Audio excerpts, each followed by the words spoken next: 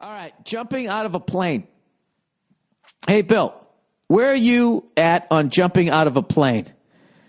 If you're a chicken shit American, I'm a Brit, how much money would it take you to jump?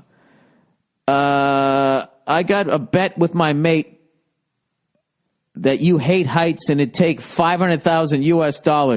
Don't change your answer to be contrary to what I just guessed. Keep it fair, good sir. Thanks. Ah, Jesus. Another arrogant Brit. These guys think they're fucking geniuses. I've already done it, you fucking idiot, and I paid someone to do it. I went to, in Pepperell, Massachusetts when I was 19 years old.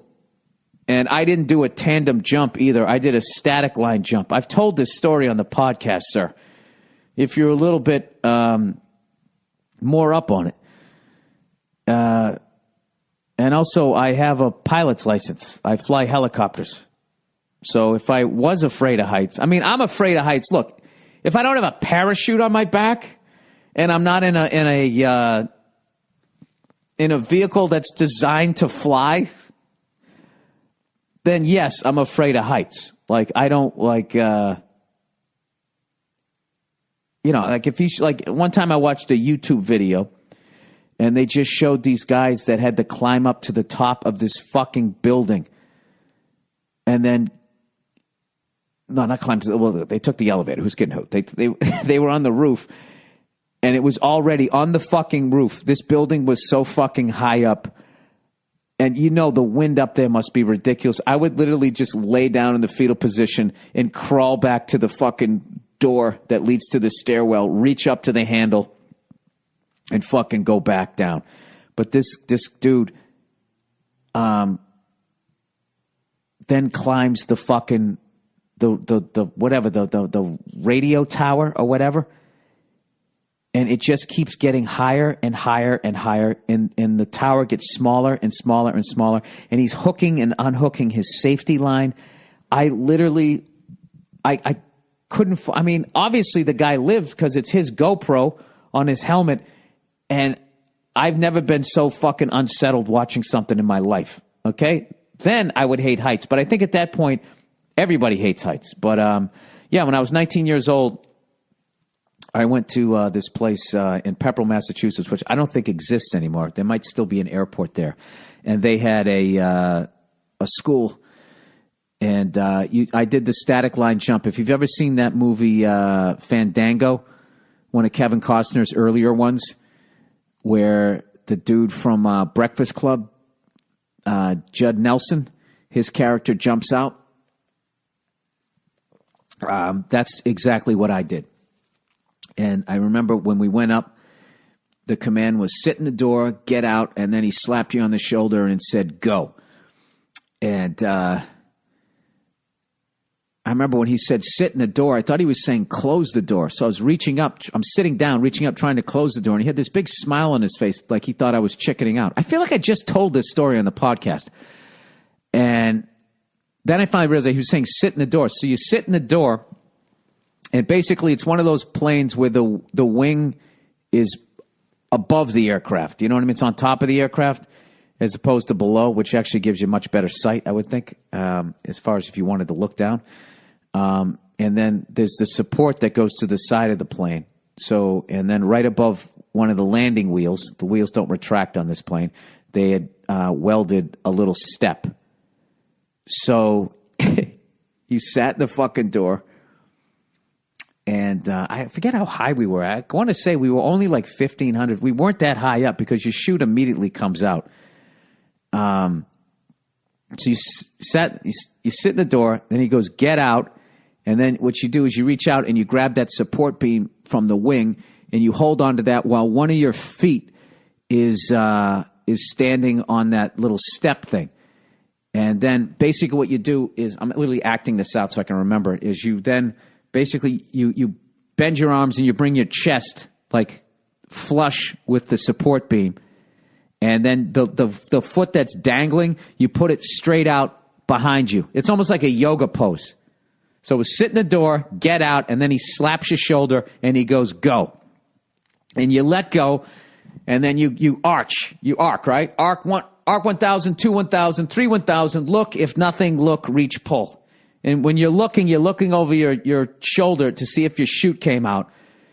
And then if nothing, you look down at the handle, reach, pull it. Because for some reason they say if you don't look down, you might be flailing. Because you're panicking because it's the first time you jumped and the chute didn't come out. Sorry, cayenne pepper. Hang on a second. So, anyways, I get out. He goes, go. I let go. And instead of arching, I don't know what I did. I just reached for something. All I know is I started doing front flips as my chute was coming out. And I felt it go by my leg, the inside of my leg. I felt it go by my leg. I felt something hit that. And I was immediately thinking, oh, my God, I'm going to roll right up in this fucking thing like, you know, when you put bacon on shrimp. And the second I had that thought, like the chute already had come out. And by the grace of God, I didn't get tangled up. I think about that sometimes, like how easily I could have fucking died. And then, boom, your chute comes out. And when your chute comes out, you don't even feel like you're falling because there's nothing going past you because you're above the tree line and all that. So you just feel like you're just sort of suspended in the air.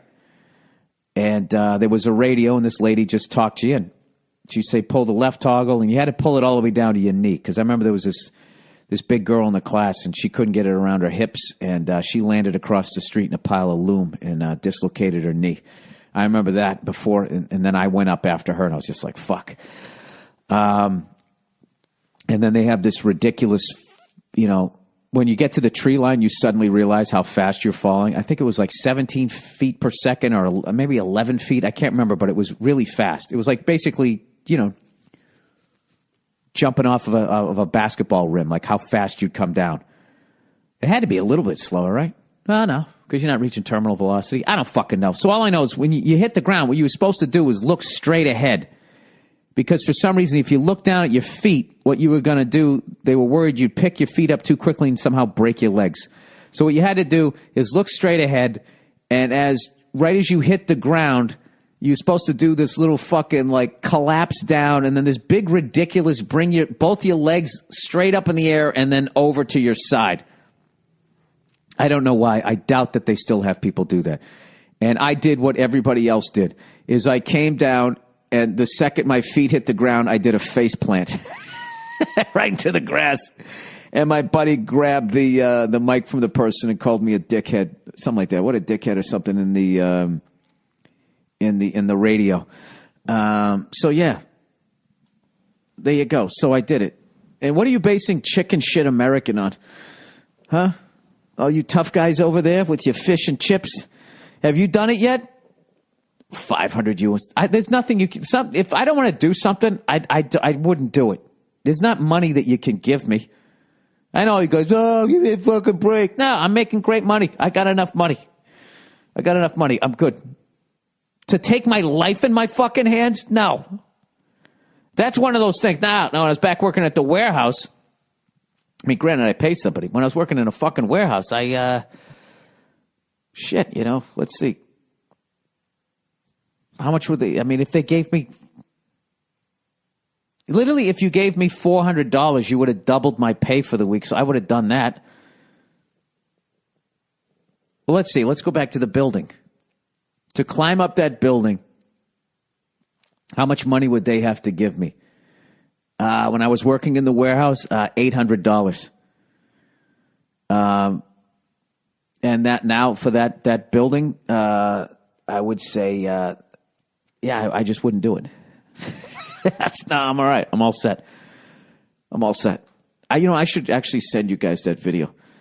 So it's not that I hate heights, sir. I hate risking my life to that level. If there's like a parachute or something like that, and there's a bungee cord or there's like a fucking safety line, that's fine. But you know, going up that tower where I have to unhook the safety line and then hook it back up, and there's wind and shit, fuck that. That's too much of a risk. I wouldn't do that.